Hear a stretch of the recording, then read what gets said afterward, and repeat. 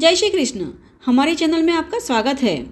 होली के पहले के 8 दिन जिसे होलाष्टक कहा जाता है और इसी होलाष्टक में प्रतिदिन हम आपके लिए श्रीमद् भागवतम के 7वें अध्याय की कथाएं लेकर आ रहे हैं और इस कथा का आज अंतिम दिवस है क्योंकि आज होली है और होली के दिन होलाष्टक समाप्त हो जाता है।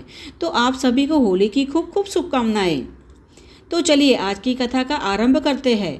तो इसे सुनने के लिए अंत तक हमारे साथ जुड़े रहना। हमने हमारी कथा में पीछे देखा कि अपने भक्त प्रहलाद का वचन पूर्ण करने के लिए भगवान नरसिंह देव अद्भुत रूप में खंभे से बाहर आए और ब्रह्मा जी से जिस प्रकार वरदान प्राप्त हुआ था उस वरदान का मान रखते हुए भगवान नरसिंह देव ने हिरण्याकश्यपु का वध कर दिया। भगवान ने हिरण्याकश्यपु का वध तो कर दिया किंतु फिर भी भगवान का क्रोध शांत नहीं हो रहा था। उनकी इतनी स्तुति तथा प्रार्थनाएं करने के पश्चात भी वे शांत नहीं हो रहे थे। भगवान नरसिंह देव का मुख क्रोध के कारण इतना भयावह दिख रहा था कि ब्रह्मा जी और शिव जी जैसे महान देवता भी सीधे उनके सम्मुख आने में भयभीत हो रहे थे। इतना ही नहीं, श्रीमती लक्ष्मी देवी ने भी पहले कभी भगवान के इस रौद्र रूप को नहीं देखा था, इसीलिए उन्हें भी भगवान के निकट आने में भय लग रहा था। अब अन्य कोई चारा न देखकर ब्रह्मा जी ने अपने निकट खड़े बालक प्रहलाद से कहा, पुत्र, भगवान नरसिंह देव तुम्हारे पिता पर अत्यंत क्रोधित थे, इसीलिए तुम ही उन्हें शांत कर सकते हो। कृपा आगे बढ़ो। अब उस समय प्रहलाद छोटी अवस्था के थे, इसीलिए उन्होंने ब्रह्मा जी के आदेश को स्वीकार किया और हाथ जोड़कर धीरे धीरे भगवान की ओर बढ़ने लगे। जब भगवान नरसिंह देव ने देखा कि प्रहलाद उनके चरण कमल में गिरकर उन्हें प्रणाम कर रहा है तो उनका हृदय उसके प्रति स्नेह से द्रवित हो उठा। उन्होंने प्रहलाद को उठाया और उसके सिर पर अपना हस्तकमल रखते हुए उसे अभय प्रदान किया।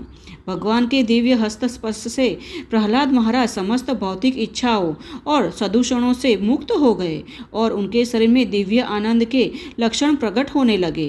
उनका हृदय प्रेम से तथा नेत्र अश्रु से भर गए और उन्होंने अपने अंतःकरण की गहराइयों में भगवान नरसिंह देव के चरण कमलों को धारण कर लिया।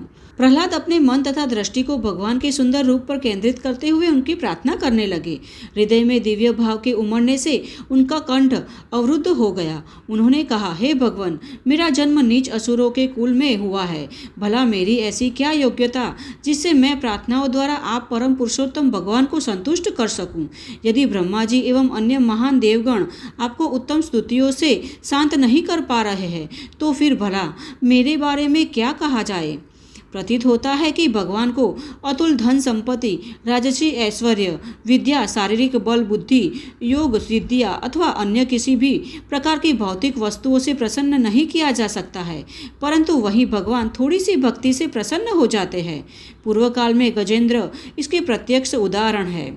यदि किसी व्यक्ति के चरित्र में ब्राह्मणों के समस्त 12 गुण भी क्यों ना हो, परंतु यदि वह भगवान के चरण कमल का विरोधी है तो निश्चित ही वह पतित है। उससे कई अधिक श्रेष्ठ तो चांडालों के परिवार में जन्म लेने वाला भक्त है जिसे अपना संपूर्ण जीवन भगवान की सेवा में समर्पित किया हुआ है।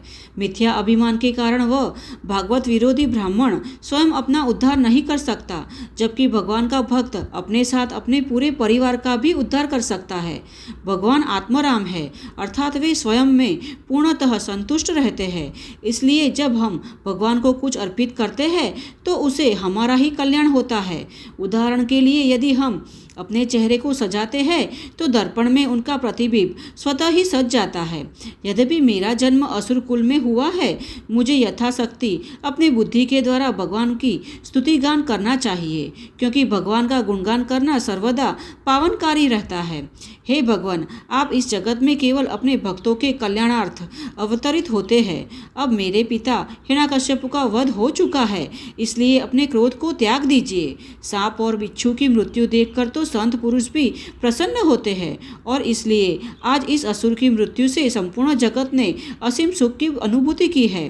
भविष्य में इस संसार के लोग भय से मुक्त होने के लिए आपके इस परम पावन नरसिंह देव अवतार का स्मरण किया करेंगे। हे भगवान, मुझे आपके भयावह मुख और जिह्वा अथवा सूर्य के समान प्रज्वलित नेत्रों एवं तनी हुई भंवरों से भी भय नहीं लगता है। नहीं मुझे आपके तीखे दांतों से, आपके गले में पड़ी आंतों की माला, नुकीले नाखूनों अथवा आपके वह अट्टहास्य जो शत्रुओं के हृदय को दहला देते हैं, मुझे इससे भी भय नहीं लगता। किंतु मुझे मात्र एक ही बात का भय है। अपने पूर्व कर्मों के अनुसार मैंने असुर कुल में जन्म लिया है, जो स्वभाव से ही द्वेषी होते हैं। मुझे यही भय है कि कहीं इस परिवार के यह गुण मुझे प्रभावित न कर दे। भगवान, वह दिन कब आएगा जब आप मुझे अपने चरण कमल का आश्रय प्रदान करने के लिए बुलाएंगे और उन्हें प्राप्त करने में मैं इस भौतिक बद्ध जीवन में से मुक्त हो जाऊंगा। हे प्रभु, विभिन्न सुखद और दुखद परिस्थितियों के मिश्रण तथा अलगाव से व्यक्ति जीवन में अनेक प्रकार के कष्ट भोगता है। अपनी स्थिति को सुधारने के लिए वह जितने भी यत्न करता है, वह सब उसकी पीड़ा को पहले से भी कई गुना बढ़ा देती है। इसीलिए मेरा मतानुसार जीवन की समस्त समस्याओं का स्थायी समाधान केवल मात्र आपकी भक्ति है, क्योंकि आपकी माया शक्ति ही जीवात्मा को इस बंधन में डालती है। इसीलिए आपके चरण कमल का आश्रय लिए बिना भला कौन इस माया से मुक्ति प्राप्त कर सकता है। हे नाथ, सामान्य लोग दिव्य जीवन तथा अतुल ऐश्वर्य का भोग करने के लिए देवताओं के लोकों पर जाना चाहते हैं, परंतु मैंने स्वयं अपनी आंखों से देखा है कि जब मेरे पिता देवताओं पर क्रोधित होते थे तो मात्र उनकी बुकुटी हिलने से ही समस्त देवगण थरथर कांपने लगते थे, और आपने इतनी शक्तिशाली मेरे पिता को क्षण भर में ही मार डाला। अपने काल रूप में आप इस जगत के समस्त ऐश्वर्य, योग सिद्धियाँ और लोगों की आयु का संहार करते हैं, चाहे फिर वह ब्रह्मा जी की विशाल जीवनी विधि हो या फिर एक चींटी की अल्प आयु हो। आप ही उनके विनाश के मूल कारण है। इसलिए ऐसी सांसारिक वस्तु में मेरी कोई रुचि नहीं है। मेरी तो आपसे यही अर्चना है कि आप मुझे अपने किसी शुद्ध भक्त को सौंप दे और मैं एक नम्र दास के रूप में उनकी सेवा करता रहूं। हे आदि भगवान, अपने चित्त में भौतिक इच्छाओं को पालने पोसने के कारण मैं एक ऐसे अंधे कुएं में गिरता जा रहा था जो विषैले सर्पों से भरा था, परंतु आपके प्रिय सेवक श्री नारद मुनि जी ने मुझे अपने शिष्य के रूप में स्वीकार किया और आपके पद कमलों के दिव्य पद को प्राप्त करने की शिक्षा दी। इसीलिए मेरा सर्वप्रथम कर्तव्य उनकी सेवा करना है। मैं भला किस प्रकार उनकी सेवा त्यागने का विचार कर सकता हूँ। हे पुरुष श्रेष्ठ, मुझे इस भौतिक संसार से बिल्कुल भी भय नहीं है, क्योंकि मेरा चित्त सदैव आपकी लीलाओं तथा महिमाओं के दिव्य अमृत के पान में निम्न रहता है। मैं जानता हूँ कि कृष्ण भक्ति को स्वीकार किए बिना कोई भी व्यक्ति सुखी नहीं हो सकता, और इसलिए मेरी यही कामना है कि मैं इन सब बद्ध जीवों की आपके चरण कमलों तक पहुँचने में सहायता कर सकूँ। अब प्रहलाद महाराज की प्रार्थनाएं सुनकर भगवान नरसिंहदेव शांत हो गए और उन्होंने अपना क्रोध त्याग दिया। तत्पश्चात अत्यंत स्नेहपूर्वक एवं दया भरी वाणी में भगवान ने प्रहलाद से कहा, हे असुर वंश में शिरोमणि, तुम्हारा सर्व प्रकार से मंगल हो। मैं तुमसे अत्यंत प्रसन्न हूँ, और क्योंकि समस्त जीवों की इच्छाएं पूरी करना मेरी लीला है, मैं तुमसे निवेदन करता हूँ कि तुम्हारे मन में जो कोई भी इच्छा हो निसंकोच मांग लो। मुझे प्रसन्न किए बिना व्यक्ति ना तो मेरी सराहना कर सकता है और ना ही मुझे समझ सकता है, और जिसने मुझे संतुष्ट कर लिया है उसके लिए जीवन में शोक करने के लिए कुछ भी शेष नहीं बचता। इसलिए बुद्धिमान लोग अपने प्रत्येक कार्य, विचार एवं शब्द द्वारा मुझे प्रसन्न करने का प्रयास करते हैं, क्योंकि केवल मैं ही प्रत्येक जीव की इच्छा पूरी करने में सक्षम हूँ।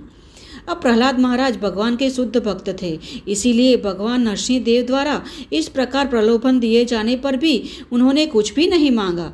वे जानते थे कि भौतिक ऐश्वर्य भगवान की भक्ति में बाधा बन सकता है, अतः मंद मंद मुस्कुराते हुए प्रहलाद ने उत्तर दिया कि हे प्रभु, आसुरी परिवार में जन्म लेने के कारण मेरे हृदय में भौतिक भोग विलास के प्रति सहज झुकाव है, इसलिए कृपा मुझे इन मायावी प्रलोभनों से न रिझाए। मैं सांसारिक जीवन से अत्यंत भयभीत हूँ और इससे मुक्त होने की आकांक्षा से मैंने आपके चरण कमल का आश्रय लिया है। इस संपूर्ण जगत के प्रत्येक प्राणी के हृदय में काम वासनाओं का बीज है, और मेरा अनुमान है कि आपने मुझे इस संसार में एक शुद्ध भक्त के लक्षणों का आदर्श स्थापित करने के लिए भेजा है। अन्यथा हे भगवान, आप अपने भक्तों पर इतने कृपालु हैं कि कभी भी उसे वह वस्तु नहीं देना चाहते जो इसके हित में ना हो। हे नाथ, जो व्यक्ति आपकी भक्ति के बदले में भौतिक सुख और ऐश्वर्य चाहता है वह शुद्ध भक्ति नहीं है। वस्तुतः वह तो उस व्यापारी के समान है जो लाभ, धन, संपत्ति तथा भोग की इच्छा से कार्य करता है। स्वामी से लाभ की इच्छा रखने वाला सेवक सही मायने में योग्य सेवक नहीं है। इसलिए वह स्वामी जो केवल अपनी प्रतिष्ठा को बनाए रखने के लिए अपने सेवक को भोग विलास की वस्तुएं देता है वह योग्य स्वामी भी नहीं है। हे भगवान, मेरा जीवन तो केवल आपकी सेवा करने के निमित्त है। आप मेरे सनातन स्वामी हैं। हम दोनों के बीच यही एक सहज संबंध है। यदि आप मुझे कोई वरदान देना ही चाहते हैं तो मेरा यही निवेदन है कि कभी भी मेरे हृदय में कोई भौतिक इच्छा प्रवेश न कर पाए। हे नरसिंह देव, मैं आपके चरण कमलों में प्रणाम करता हूँ। अब यह सुनकर भगवान नरसिंह देव ने प्रहलाद से कहा, प्रहलाद, तुम्हारे जैसा शुद्ध भक्त ना तो इस जीवन में और ना ही अगले जीवन में किसी भी प्रकार की भौतिक ऐश्वर्य की कामना कर सकता है, परंतु यह मेरी आज्ञा है कि तुम वर्तमान मनवंतर के अंत तक असुरों के राजा बनकर उनके ऐश्वर्य का भोग करो। तुम सदैव अपने अंतकरण में मेरा चिंतन करते हुए मेरी भक्ति में रत रहो और फिर इस संसार की कोई भी बाधा तुम्हारा स्पर्श नहीं कर पाएगी। इस संसार में रहते हुए अपने कर्तव्य को पूरा कर अंततः यह शरीर त्यागने के पश्चात तुम मेरे धाम को लौट आओगे। तुम्हारी भक्ति एवं यशस्वी कार्यों का गुणगान उच्च लोगों में किया जाएगा।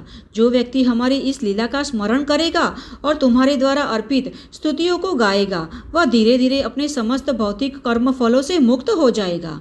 प्रहलाद महाराज ने कहा कि भगवान, चूंकि आप सदैव पतितों को पर कृपा दिखाते हैं, मैं आपसे केवल एक वरदान चाहता हूँ। मैं जानता हूँ कि मरते समय आपके मुखारविंद को देखते ही मेरे पिता पूरी तरह शुद्ध हो चुके हैं, परंतु आपकी भगवत्ता को न जानते हुए मेरे पिता ने अनेक बार आपकी निंदा की और आपको अपने भाई का हत्यारा मानकर आपके प्रति द्वेष रखा। इसके साथ ही उन्होंने अपने भक्त के प्रति अनेक अपराध किए हैं। मैं चाहता हूँ कि आप मेरे पिता के इन सब अपराधों को क्षमा कर दें। तब भगवान नरसिंह देव ने कहा, प्रहलाद, तुम्हारे इस वंश में जन्म लेने मात्र से न केवल तुम्हारे पिता अपितु तुम्हारे पूर्वजों की 21 पीढ़ियों का भी उद्धार हो गया है। इतना ही नहीं, जहाँ कहीं भी तुम्हारे जैसे शांत, समचित तथा अन्य सद्गुणों से अलंकृत भक्त रहते हैं वह स्थान सदा वहाँ निवास करने वाला प्रत्येक व्यक्ति सहज ही शुद्ध हो जाता है। तुम मेरे शुद्ध भक्तों में एक आदर्श हो और इसलिए अन्य को तुम्हारे चरणों का अनुगमन करना चाहिए। हे वत्स, मृत्यु के समय मेरे शरीर का स्पर्श प्राप्त करने के कारण स्वरूप तुम्हारे पिता पहले से ही शुद्ध हो चुके हैं, परंतु फिर भी एक पुत्र के रूप में यह तुम्हारा कर्तव्य है कि तुम अपने पिता का श्राद्ध कर्म संपन्न करो, जिससे वह उच्च लोक की प्राप्ति कर सके और भावी जन्म में भक्त बन सके। श्राद्ध कर्म होने के पश्चात तुम इस राज्य सिंहासन पर विराजमान होकर अपने पिता के राज्य पर शासन करो। अब इस प्रकार भगवान नरसिंह देव के क्रोध को शांत होते हुए देखकर ब्रह्मा जी भी प्रसन्न हो गए और उनकी स्तुति करते हुए कहने लगे, हे देवादिदेव, यह हमारा परम सौभाग्य है कि आपने संपूर्ण ब्रह्मांड में तबाही मचाने वाले इस पापी असुर का वध कर दिया। मुझसे प्राप्त हुए वरदान के बल पर यह असुर अत्यंत दंभी बन गया था और वैदिक नियमों का उल्लंघन करने लगा था। हे भगवान, यदि व्यक्ति आपके दिव्य देह पर ध्यान करता है तो आप न केवल सब प्रकार के भयों से उसकी रक्षा करते हैं अपितु उसे मृत्यु के भय से भी बचाते हैं। अब भगवान ने उत्तर दिया, ब्रह्मा जी, जिस प्रकार किसी वैसेले सांप को दूध पिलाने का खतरनाक होता है उसी प्रकार असुर को वरदान देना खतरनाक है, क्योंकि वह स्वभाव से ही अति हिंसक और द्वेषी होते हैं। अब इस प्रकार कहते हुए ब्रह्मा जी की स्तुति को स्वीकार करके भगवान नरसिंहदेव वहां से अदृश्य हो गए। उस समय प्रहलाद ने ब्रह्मा जी एवं शिव जी सहित वहां उपस्थित समस्त देवताओं की पूजा अर्चना की। तत्पश्चात शुक्राचार्य एवं अन्य ब्राह्मणों की सहायता से ब्रह्मा जी ने प्रहलाद का राज्याभिषेक किया और उन्हें संपूर्ण ब्रह्मांड के दैत्यों और दानवों का राजा बना दिया। और अंत में प्रहलाद महाराज को अपने आशीर्वाद देकर संतुष्ट होकर देवगण अपने अपने लोकों में लौट गए। तो यह थी होलाष्टक के अंतिम दिवस की अंतिम कथा। यह कथा आपको कैसी लगी यह हमें कमेंट बॉक्स में लिखकर अवश्य बताना। और अगर आपको यह कथाएं अच्छी लगी है तो अपने मित्र और परिवार में भी शेयर करना। और ऐसी ही वैदिक और प्रमाणभूत रसप्रद कथाओं का श्रवण करने के लिए इस चैनल को सब्सक्राइब भी कर लेना। तो चलिए ऐसी ही वैदिक और प्रमाणभूत कथाओं के साथ फिर से मिलते हैं। तब तक के लिए जय श्री कृष्ण।